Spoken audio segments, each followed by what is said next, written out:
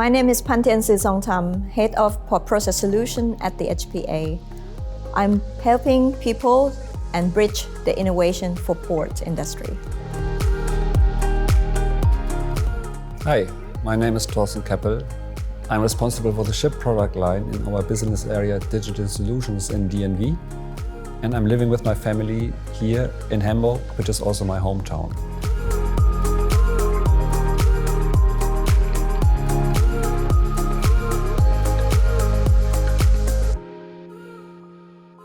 In your role as the head of port process for Hamburg Port Authority, I'm very much interested to really know a little bit more about which digital elements are really state of the art.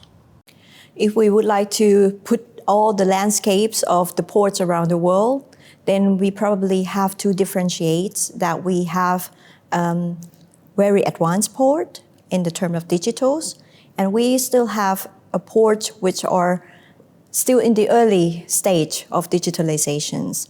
And this kind of the landscape could be really classified also into a digital divide from north and the south.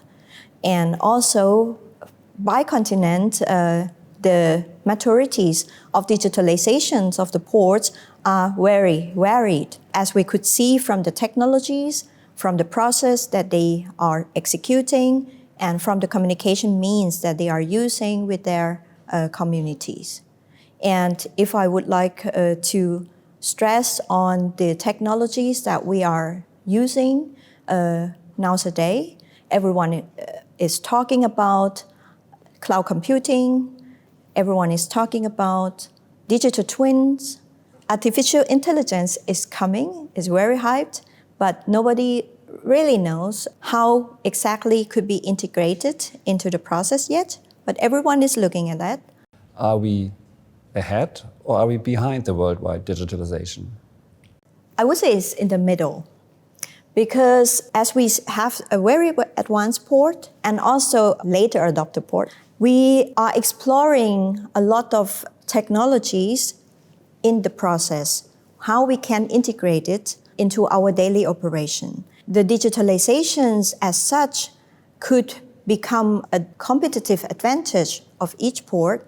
However, how they are transforming is also up to the mindset of the port, how they are working. Are they a very old traditional ports, or are they already like a young port which everything can be done on the green field? The important things of these digital transformation journey of the port is that we are talking to each other, because our customers are becoming more digital. If you are looking at the end consumer today, you have a lot of demands that you don't have before. You and I, when we are ordering something, we would like to know exactly when the shipment is going to be shipped. And these are the demands that can be derived in the transportation. And port is the node in this transportation chain. And that's why we have to be in response of this demand. Yeah, just to confirm what you have said, so our customers are more demanding when it comes to digital services we are offering. I would be very curious, really, who are the digital leaders when it comes to ports? Or are there any at all? So can you enlighten us a little bit? What is your view on this topic? I think everyone is looking at Singapore when we are talking about digitalization, the advancements of the technology used in the process. Singapore has always been the leader in different matters. And because of a very ambitious goal that they have set, the government has put a lot of efforts into this industry for Singapore, for them to be a tiger. I'm more curious. You know that I'm coming from the city here, from Hamburg, and from this perspective, the port belongs to our life. It's very important for the city, and you are representing Port Authority of Hamburg. So any indication which you maybe can give where Hamburg is positioned when it comes to the digital landscape of ports? I would say we are really in the front runner roles, because we are at the early stage of the digitalization wave, I would say. We were ambitious to explore different technologies, the mega trends which it came. And that's why the smart ports was born, because we put this name, this brand into the port landscapes around the world. And more than 10 years ago, we look how these technologies could really help us. Singapore and Hamburg has one challenge in common, which is space. We had to double capacity, but without doubling space. And that's why in the first phase of the Smart Port initiative, we have initiated 25 projects, which is a kind of it sounds a lot. Isolated from 25. each other if you look at the project in individual projects. But at the end, it is a puzzle pieces that we can put together. The digitalization journey is not just when you talk PowerPoint. You have to make your own experience on the technologies. And that's why we were partnering with different IT companies and also with universities and so on. And we built up a kind of communities also. When you look back a little bit to the experience which you have now to become a smart port in Hamburg, any lessons learned where you would say, hey, this was really running super, or this was running not as planned? Can you share a little bit about your experience here? If you would like to go into the innovation journey, you have to allow failure to happen. Failure is something good. It's not something bad. This is the first lessons learned. But how we can really stand up from the failure, how we can make the review on the failure we have done, and make it better. We also have the same in software development. You do something new, right? And accepting failure and building a culture which accepts failure, and also then use this failure experience for learning and making it better and learning fast, yes? And not making failures in the same type again. Maybe another failure will occur, but hopefully not the same one. I think this is a key principle which applies to all kinds of change management processes which we see. You will never have a finished plan. But what you have to have is this imagination. What could it be? How your port could look like? Make it tangible for the people.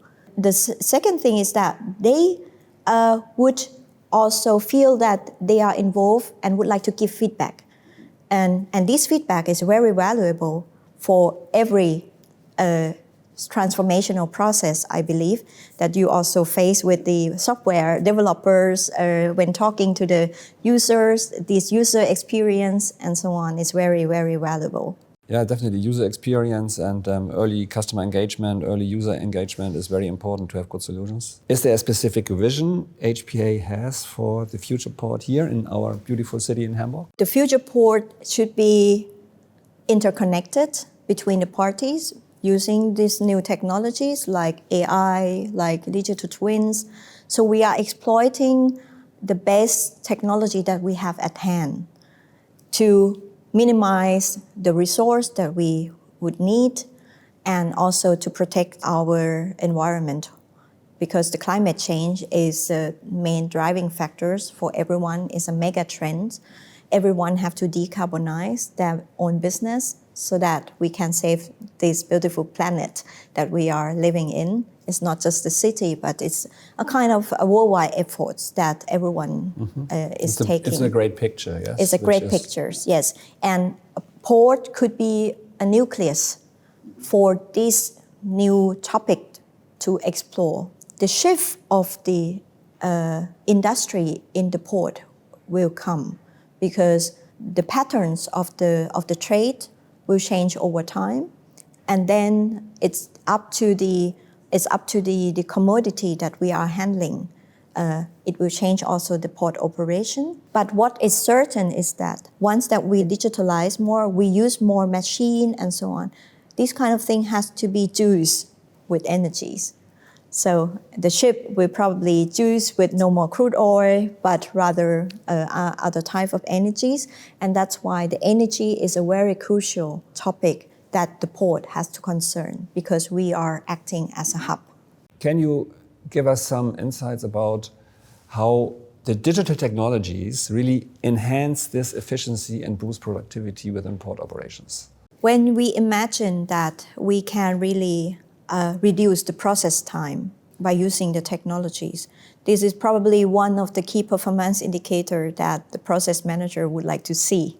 Usually, yes. Yeah. Yes, and that's why these key performance indicators is the driver for us also to see if this technology is going to help us in the process or not. And that is why we have to also train people how to read data, how to analyze data, how to cope with a large amount of data. And then maybe the big data technologies or artificial intelligence could help them so that they can just have an extract of what we would like to know. Regarding safety and security, anything you think would be very important there? What you see coming up for ports? Enhancements, improvements due to technology, due to digital innovations? Definitely. For example, our colleagues has to climb up into a high bridge, or they have to climb in a very narrow space and very humid or maybe very dangerous. So we are replacing, by using these mobile sensors, the tasks that normally the human being today have to go on themselves. And the next example could be also digital twin, because right now we are transforming our blueprints of the bridges, of the streets, and put everything in a 3D model. And once that we are planning and new assets in the port, we are starting already with a so-called building information models. And this would help us in the planning phase, already with the design, that we could see the impact of the constructions of the infrastructure object itself. And we would like to use the information we have maybe to simulate in advance before we even start building the first foundations of that objects.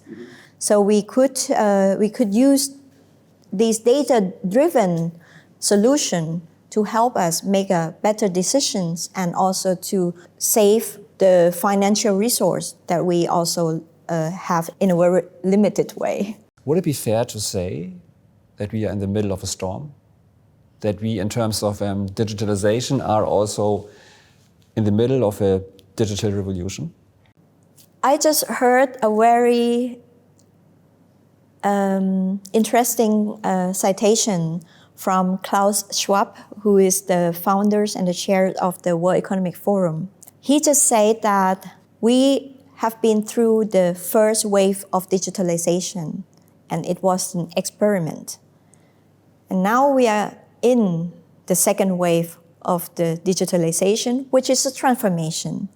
So I don't think that we are in the storm, but we are on the pathway that we have the first lessons learned, we have the first experience that we have done. We know now, okay, what is the myth and what is real. A lot of talk with the AI topic, for example. I think the next period of time is very challenging for us because the cycle of the business is shorter and shorter. But the change cycle that the people will feel is not shortening by that.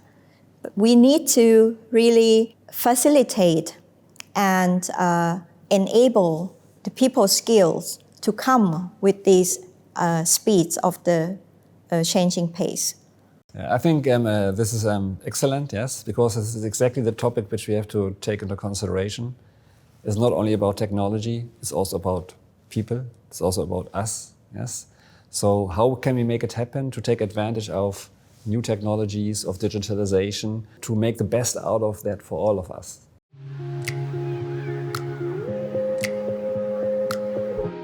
Just to summarize the lessons learned part, what are the top three really which were relevant out of this experience, what you have learned The first thing is that the failure is part of the innovation process and innovation journey. No matter what, you will fail. Second, when you fail, you have to share this and collaborate with others so that the others will not do the same failure as you do. The third one is that when you do things, do it in real environment, then you learn a lot out of that. And then the transformation into the operation, the real operation, will make your life much easier. Thanks for providing these insights into the digitalization for ports regarding the status quo. Thank you, Phanthian.